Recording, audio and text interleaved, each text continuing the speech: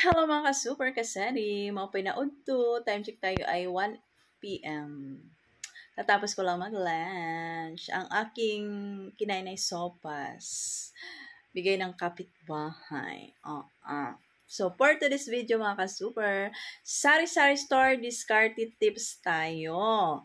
Anong ginagawa ni Madam pag may mga na-expired na mga items, malapit na ma-expired na mga items? Sagot! Anong ginagawa ni Madam Esti? Pinapamigay?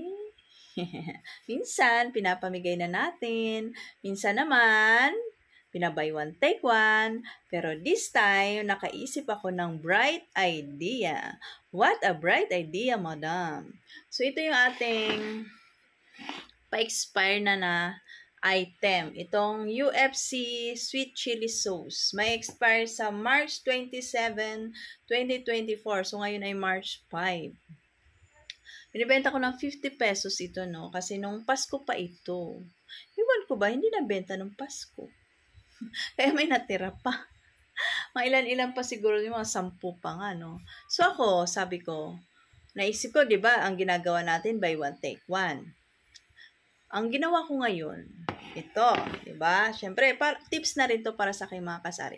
Nag-isip ako, buy one take one ko. Syempre, hindi naman ngayon kailangan nila nito dahil nga wala namang handaan, 'di ba? Hindi naman Pasko, hindi naman bagong taon, hindi naman birthday lagi, 'di ba? So walang okasyon. Alam niyo naman 'to pang Shanghai, 'di ba? Ano pa ba? Pwedeng lutuin din 'to, gawin sweet and sour, 'di ba? Kung hindi nga lang ako busy, gagawa nga din sana ako ng sweet and sour kasi super busy, hindi ako makaluto. So, ang ginawa ko, ito na lang. Dahil nag-market day ako kahapon, syempre, gumana ang mga brain cells natin. Mayroon tayong tinitindang lumpiang Shanghai negosyo pack for only 85 pesos sa ating mga frozen items. So, naisip ko siya, wala sa lista to ni Super A, nagulat nga siya. Pero nasa mind ko na, bibili ako ng Shanghai para free ko itong sweet chili sauce na ito. Bumili ako ng 5 packs lang kahapon. Siyempre, pag na gustuhan nila, next na pamalengke ko, dadamihan ko na. Promotion, nagprint ako. Promotion, buy Shanghai, get free sweet chili sauce. Ayaw mo pa ba? Ayaw mo pa ba? Siyempre, gusto ko yan, Madam. Libre ka na ng sweet chili sauce. O, bibili ka lang ng Shanghai dito sa Rose Jam Minimart na 85 pesos. O, diba?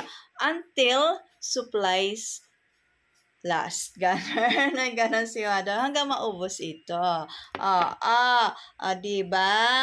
Yan, masarap din to. Mabenta to, may mga laging bumibili din sa akin tong lumpiang Shanghai na ito. Pero pa isa-isa lang naman. So ngayon, baka yung hindi gusto, hindi laging bumibili dahil may free. Alam naman natin, di ba? Pag may free, bibili tayo dahil may free. O di mapapabili na sila dahil sa free.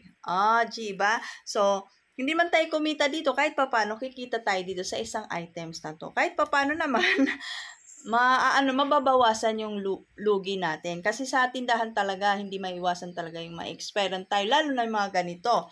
Syempre, nung Pasko, si Madam naghakot, isang box talaga, di ba? May natira.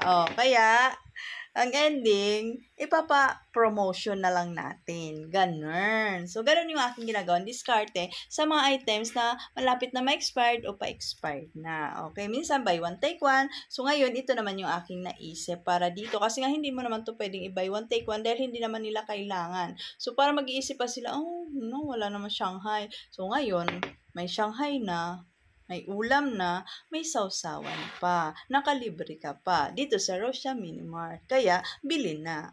Diba? Ayun lang ang checka. Thank you for watching. Night blah blah blah. Discarded tips ni Madam. Bye-bye.